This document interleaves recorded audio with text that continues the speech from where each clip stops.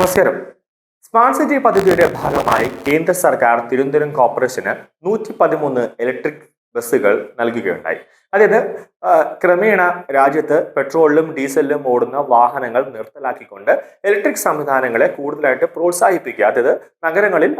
നഗരങ്ങളിലും അതോടൊപ്പം തന്നെ റോഡുകളിൽ ഇലക്ട്രിക് വാഹനങ്ങൾ കൂടുതലായിട്ട് വരിക എന്നതിന്റെ ഒരു പ്രോത്സാഹനം എന്നോണമാണ് തിരുവനന്തപുരം നഗരത്തിൽ ആദ്യഘട്ടമായി തന്നെ 113 ബസ്സുകൾ കേന്ദ്ര സർക്കാർ തിരുവനന്തപുരം നഗരസഭയ്ക്ക് നൽകിയത്. അതുമായി ബന്ധപ്പെട്ട് തിരുവനന്തപുരം കോർപ്പറേഷനും KSRTCയും അന്നൊരു ധാരണയിലെത്തിയിരുന്നു.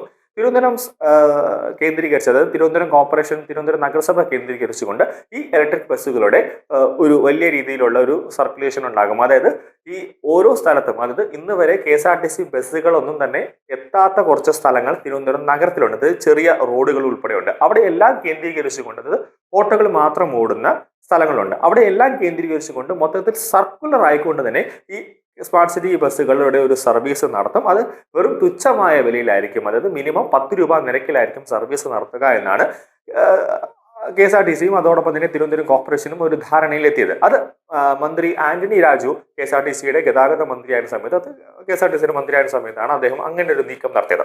അതിനുശേഷമാണ് രണ്ടാം ടൈമിൽ KB ഗണേഷ് കുമാർ ഗതാഗത മന്ത്രിയായിട്ട് വന്നപ്പോഴാണ് ഈ സ്മാർട്ട് സിറ്റിയുമായി ബന്ധപ്പെട്ട് മൊത്തത്തിലൊരു നീക്കം KB ഗണേഷ് കുമാർ നടത്തിയത്. അത് KB ഗണേഷ് കുമാറിന്റെ ഇഷ്ടപ്രകാരം ഈ സ്മാർട്ട് സിറ്റി ബസിന്റെ നിരക്കുകൾ വലിയ രീതിയിൽ വർദ്ധിപ്പിച്ചു. അത് വലിയ രീതിയിൽ യാത്രക്കാരുടെ ഭാഗത്ത് നിന്നും പ്രതിഷേധമുണ്ടായി.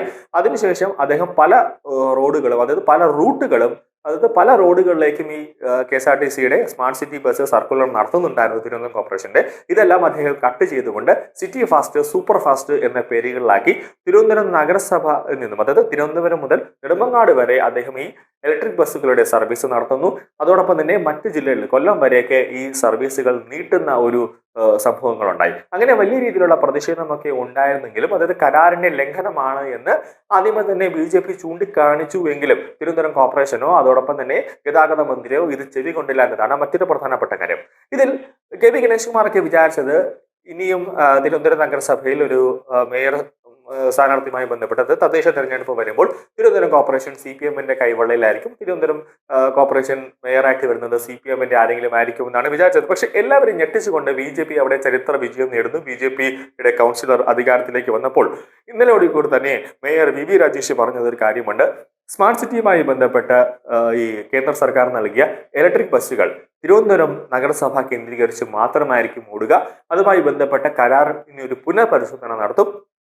ഈ പല രീതികളിലേക്ക്, അതായത് പല KB ഗണേഷ് കുമാറിന്റെ ഇഷ്ടപ്രകാരം KSRTC ഇപ്പോൾ സർവീസ് നടത്തുന്നുണ്ട്. അതെല്ലാം ഒരു കടിഞ്ഞാണിട്ടുകൊണ്ട് തന്നെ ജനങ്ങൾക്ക് വീണ്ടും തുച്ഛമായ വിലയിൽ, അതായത് 10 രൂപ നിരക്കിൽ ഇനി സ്മാർട്ട് സിറ്റി തിരുവനന്തപുരം നഗരത്തിൽ സർവീസ് നടത്താനുള്ള നീക്കങ്ങൾ, അതുമായി ബന്ധപ്പെട്ട നടപടികൾ കൈക്കൊള്ളുമെന്ന് തന്നെയാണ് പറഞ്ഞിരിക്കുന്നത്. അതായത് KB ഗണേഷ് കുമാറിന്റെ കൊങ്ങയ്ക്ക് VV രാജേഷ് കയറി പിടിച്ചു എന്ന് വേണം പറയാൻ. അതായത് ഇനി KB ഗണേഷ് കുമാറിന്റെ ഇഷ്ടത്തിൽ KSRTC നടത്തിക്കാനോ അല്ലെങ്കിൽ KSRTCയുമായി ബന്ധപ്പെട്ട പ്രവർത്തനങ്ങൾ നടത്താൻ തിരുവനന്തപുരം കോർപ്പറേഷൻ സമ്മതിക്കില്ല എന്നതാണ് മറ്റൊരു കാര്യം. കൂടാതെ ഒരുപാട് ബസ്സുകൾ കട്ടപ്പുറത്ത് കിടപ്പുണ്ട്. കൂടാതെ ബസ്സുകളിൽ പലതിനും ഫിറ്റ്നസ് ഇല്ല, അതോടൊപ്പം തന്നെ പൊല്യൂഷൻ സർട്ടിഫിക്കറ്റ് ഇല്ല.